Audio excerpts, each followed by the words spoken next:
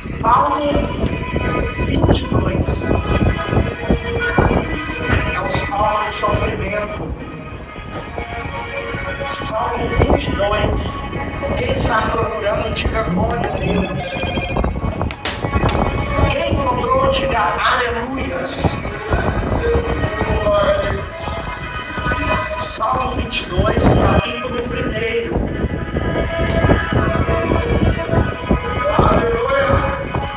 Podemos ler, meus irmãos? Diz assim a palavra do Senhor: Meu Deus, por que me abandonaste? Repetindo: Meu Deus, por que me abandonaste? Desocupe suas mãos e glorifica o nome do Senhor Jesus. Mas pode glorificar com muita alegria, porque o Espírito de Deus vai fazer coisas novas aqui nessa noite. Aleluia. Irmãos, a Bíblia Sagrada ela não está em ordem cronológica. No caso, cronologicamente, se você olhar, a Bíblia passa cronologicamente falando, o livro de Jó teria que ser o primeiro, porque foi o primeiro a ser escrito na Bíblia, foi o livro de Jó. E o último livro da Bíblia não poderia ser o livro de Malaquias, porque o último livro que foi o resumo foi o 2 Crônicas, porque Crônicas trata o resumo de toda a Bíblia. Portanto, os irmãos podem perceber que Crônicas, o primeiro livro de Crônicas, é cronologia. Ela está falando sobre a árvore genealógica das pessoas. E os Salmos, meus irmãos, os Salmos ele é um poema, 150 poemas que foi escrito de diversas formas. Tem salmos que foi escrito na sala da audiência, pessoas que estavam predestinadas para ser mortas, e foi escrevendo ali, a pessoa foi confessando aquele ato e falando alguma coisa concernente à prática, e os escritores, os escribas, cronologizando a escritura ali no salmo. Tem salmos que falam de sofrimento, tem salmo que fala de perseguição, tem salmo que fala de todos os momentos constrangedores que o povo de Israel passou, porque era colocado nos cânticos, meus irmãos. E dentro do Salmo 22 nós temos uma coletânea de 3 salmos. Esses 3 salmos, eles são junções coletâneas, que é o Salmo 22, o Salmo 23 e o Salmo 24. Se for colocar cronologicamente como deveria ser colocado, primeiro tinha que ser canonizado o 23, depois o 22 seria canonizado e depois o 24. Porque esses 3 salmos, eles estão falando das 3 etapas da vida de Cristo. Nós sabemos que Cristo, ele se manifestou na terra para desfazer as obras do mal. A Bíblia diz, meus irmãos, no livro de Romanos, no capítulo 6, e no verso 23, que o salário do pecado é a morte, mas o dom gratuito de Deus é a vida eterna. Por pecar, o homem deveria ser fulminado. Deus falou para Adão em Gênesis capítulo 3, a partir do verso 1, 2 e 3, para não comer da árvore da ciência e do conhecimento, porque o dia que ele comesse, certamente ele morreria. E o que é que o homem fez? O homem foi lá e comeu. Ele morreu instantaneamente? Não. Ele não morreu. Por que ele não morreu? Porque o Cordeiro entrou em cena. Aleluia! Porque a Bíblia fala que Deus sacrificou um cordeiro para cobrir a nudez de Adão e Eva. E naquele momento eles não foram fulminados, porque teve o sacrifício do cordeiro.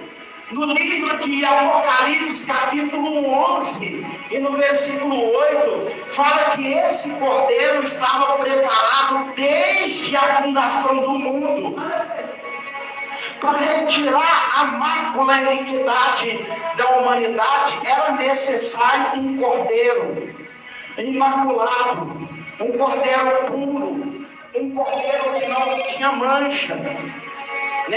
E aqui o Salmo 22 ele está narrando acerca desse cordeiro, mas ele veio atualizar a situação da humanidade no Salmo 23, porque o Salmo 23 ele apresenta como pastor. Ele veio como pastor para pastorear as ovelhas de Israel que estava desgarrada, que estava perdida, que estava sem direção. E o Salmo fala do cajado. E o Salmo fala: a tua vara e o teu cajado me consolam. Salmo 23. Porque a vara é de correção. Se as ovelhas é minha, eu tenho autoridade para corrigi-la. Mas se elas caírem no precipício, o meu cajado vai resgatá-lo.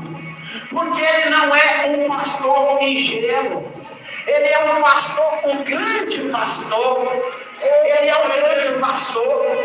A Bíblia fala no livro de João, no capítulo 10 e no verso 9: eu sou o bom pastor. No 9 ele fala: eu sou o bom pastor.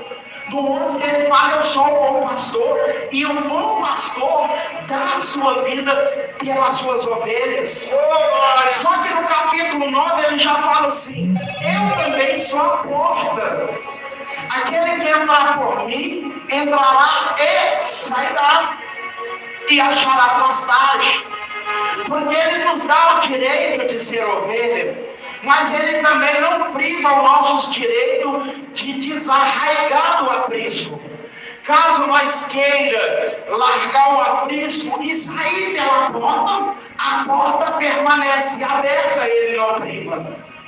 Ele não priva ninguém de sair da presença dele. Mas ele falou: aquele que quiser ficar no meu abrigo, no meu secreto, no meu lugar de descanso, eu vou preparar pastagem. Você pode perceber que o evangelista ele escreveu que tinha 100 ovelhas. Uma se perdeu, ele deixou 99 no aprisco e voltou para buscar a única ovelha que não estava presente. Somente o grande pastor pode fazer isso. Somente o pastor dos pastores pode fazer isso. Ele falou: eu sou um bom pastor, e o bom pastor dá a sua vida pelas suas ovelhas. As ovelhas da casa de Deus estavam prestes a ser fulminadas na ira de Deus. Se você ler o livro de Salmo, no capítulo 18, você vai perceber que quando ele dá a sua vida pelas suas ovelhas, Deus se revoltou e irou. E queria fulminar o pecador, só que o pecado da humanidade estava sobre ele. O castigo que nos traz a paz estava sobre ele. Então a ira de Deus tinha que ser despejada em quem? Tinha que ser despejada nele. Ele falou: não precisa de olhar para ninguém não, pai. Aqui está tudo no meu reino. Deixa vir. Eu estou aqui porque eu quero pagar tudo que as minhas ovelhas devem. Elas não vão ficar em débito com o Senhor em nada, porque eu vim para pagar.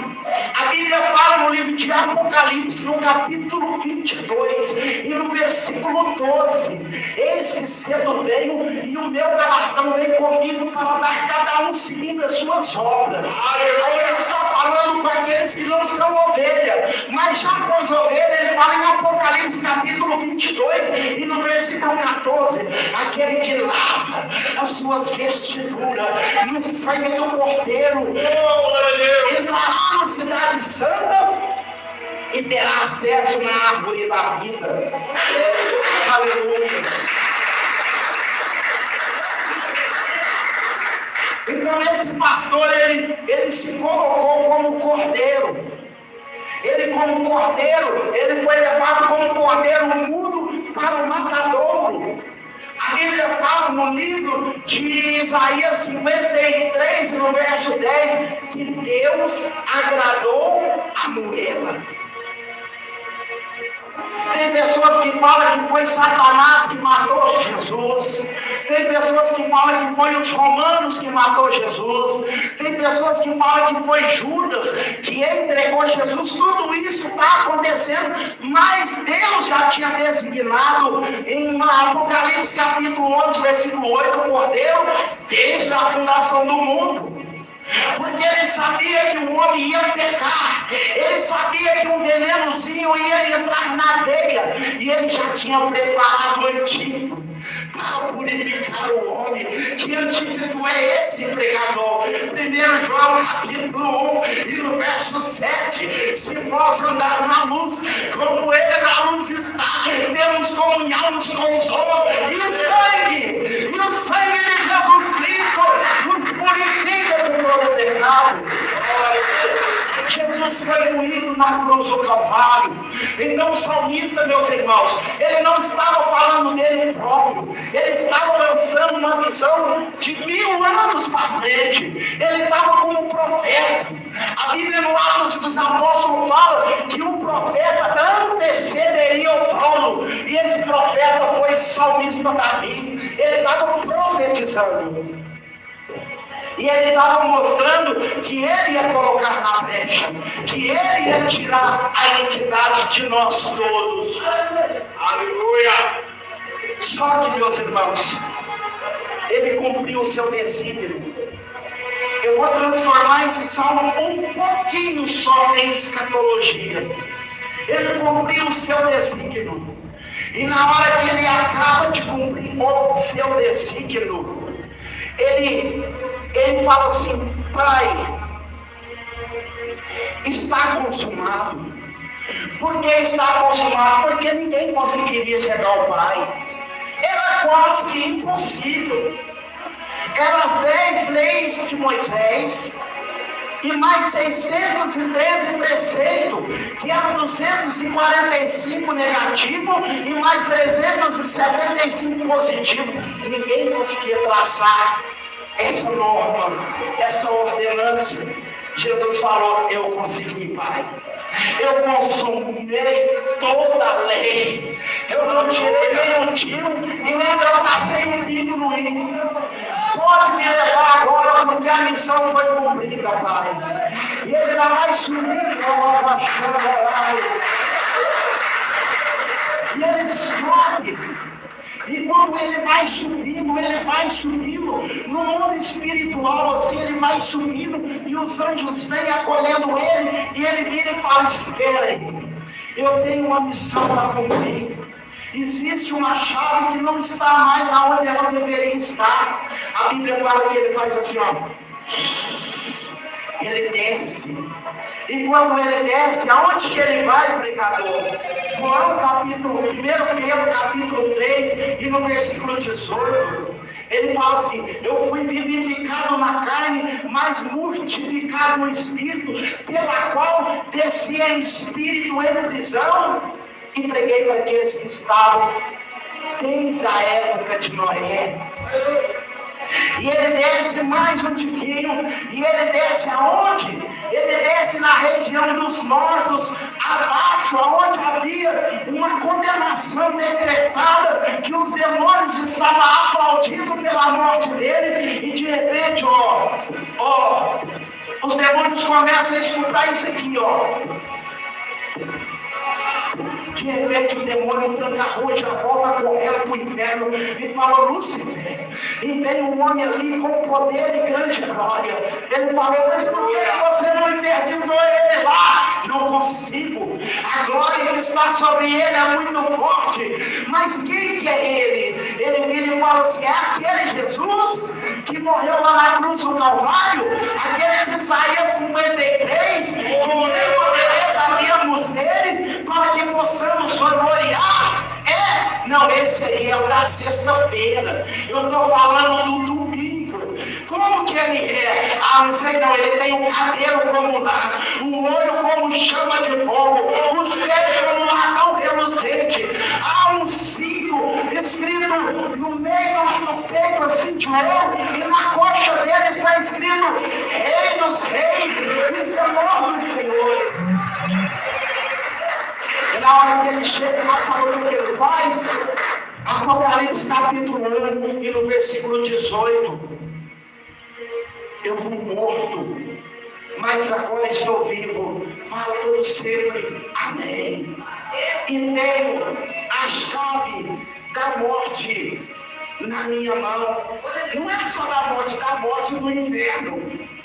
Os demônios, já conhecendo a autoridade, já punha a cabeça e fazia assim, ó. Pode pisar. Ainda não é chegada a hora. E ele sobe, meus irmãos, e quando ele chega no livro de Lucas, no capítulo 10, no verso 19, ele pega, vira para os discípulos e fala: eis que vos dou poder e autoridade para pisar escorpião, serpente, toda a obra do mal, e nada lhe fará dano. Nada lhe fará dano. Aí Paulo vira e fala assim, olha, 1 Tessalonicenses 4, no versículo 16, e o mesmo Senhor, que mesmo? O do Salmo 22, que foi moído, o do Salmo 23, calma que vai chegar ao 24, o do Salmo 22 e do 23, ele é o Senhor, que Senhor é esse? O mesmo Senhor.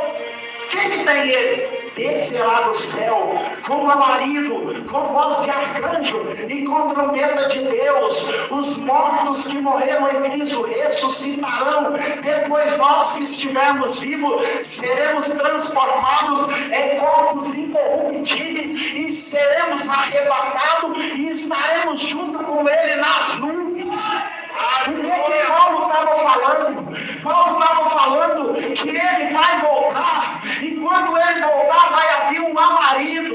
O que é um alarido, pregador? Um grande barulho de trombeta, que vai soar nos quatro cantos da terra. Mas esperem, a terra é redonda. E que papo é esse de quatro cantos? É porque tem leste, oeste, norte e sul. Leste, oeste, norte e sul.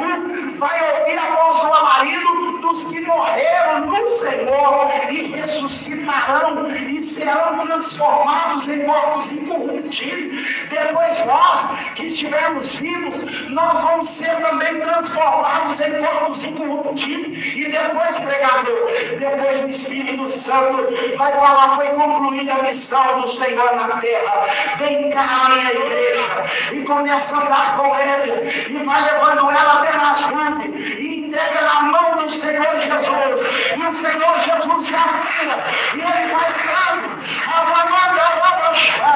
e de repente eu escuto uma voz do Salmo 24: levantai, ó povo, as vossas cabeças, porque é chegado o Rei da Glória. Oh, glória a Deus!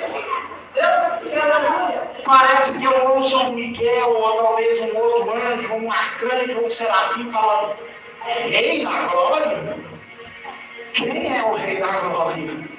Será Moisés? Ele fala: não, Moisés tocou 2 vezes na rocha e foi colocado para fora da terra. Então foi Abraão, Abraão mentiu. Então foi Isaac, Isaac não pode ser, ele não é o Rei da Glória. Então foi Jacó, Jacó também ultrapassou o pai. Aí então foi Elias, Elias desistiu, deitou debaixo do pé de zimbro e pediu a morte. Não é ele. Então é Eliseu. Eliseu morreu. Na cova dele caiu um homem, levantou ressurreto, mas ele ficou na cova. Aí então quem que é é o Rei da Glória? O Rei da Glória não seria Amós? Não, Amós não pode ser. Será Daniel? Também não pode ser. Quem é ele, o Rei da Glória? O bravo, o poderoso em batalha. O Rei da Glória é aquele que foi moído na sexta-feira. O Rei da Glória é aquele que chegou no livro de João, capítulo 11, e no verso 1, e ele olhou para dentro do sepulcro de Lázaro, e ele falou assim: Lázaro, sai para fora. Ele não repreendeu a morte, irmão Geraldo. Sabe por quê?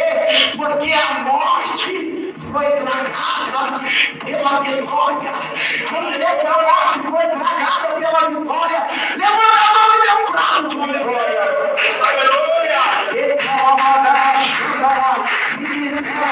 O Senhor manda eu te fique em pé. O Senhor manda eu te dizer que essa semana foi trabalhosa para você. Muitas coisas foram endereçadas para te prejudicar, mas o Senhor manda te dizer que Ele blindou o seu corpo. Satanás perdeu e você venceu, porque Deus está contigo. O Senhor manda dizer que parecida lá vai. Na hora que eu estava aqui pregando lá atrás, a esposa do irmão Romildo, na hora que eu estava aqui pregando a palavra, eu fechei o olho por um minuto e eu vi a senhora dentro de uma aliança. O Senhor falava: meu filho, diga para ela que eu estou renovando com ela uma aliança, e será nessa semana que eu vou confirmar para ela no sonho dela. E eu estava aqui abrindo a Bíblia e eu via uma outra aliança envolvendo a igreja, e eu falava: Deus, o que é isso? A aliança, ela ia lá embaixo e subia aqui em cima, passava aqui, e eu falava: Deus, o que é isso? Deus está falando assim: meu filho, fala para eles preparar, porque o que eu vou fazer aqui ninguém nunca viu. É uma aliança que eu estou fazendo com essa igreja. Essa igreja vai começar a triunfar, porque ela me pertence. Ela baixando a live. Santo, santo, santo és o nome do Senhor.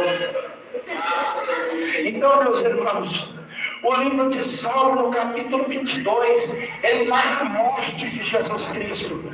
O Salmo, capítulo 23, ele narra Jesus Cristo na terra, cuidando das suas ovelhas. É uma tipificação da vida de Davi. Tem um paralelo de Davi, mas tudo na Bíblia tem um ato profético. Tudo na Bíblia tem um ato profético. Para chegar no Salmo 24, você acha que foi fácil? Sabe o que Pilatos falou com Jesus no livro de João, capítulo 19, no versículo 19? É você o rei do judeu?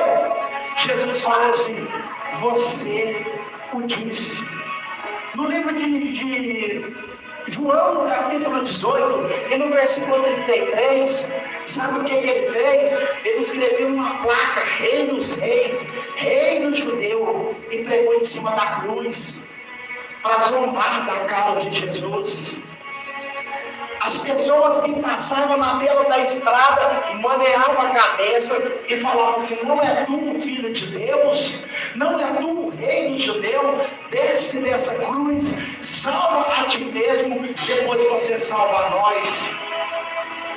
Eu quero te dizer que tem pessoas aqui passando por momentos de constrangimento. Você está sendo constrangido, você está passando pelo vale, pelo funil, e você já até pensou: Deus, por que tu não manifesta? Deus, por que o Senhor não faz alguma coisa? O Senhor está dizendo: é porque eu já fiz o meu filho. Eu morri por você, eu morri pela sua família. Agora você tem que passar aquilo que é para você passar, porque você não está sozinho. Jesus falou em Mateus, no capítulo 28 e no verso 19: eis que eu sou contigo até a consumação do século. Oh, glória a Deus! O Senhor mandou dizer para 4 pessoas aqui que o tempo de cantar chegou. O tempo de cantar chegou. Veio a chuva, passou o temporal, teve raio, teve trovão, teve tempestade, caiu ar, desabou casa, fofoca, perseguição, levante, mas o tempo de cantar chegou. Cada pessoa, tempo de cantar chegou. Tempo de cantar chegou na sua vida. Está faltando lá atrás, tempo de cantar chegou. Está faltando aqui, receba, irmã Magda. Tempo de cantar chegou.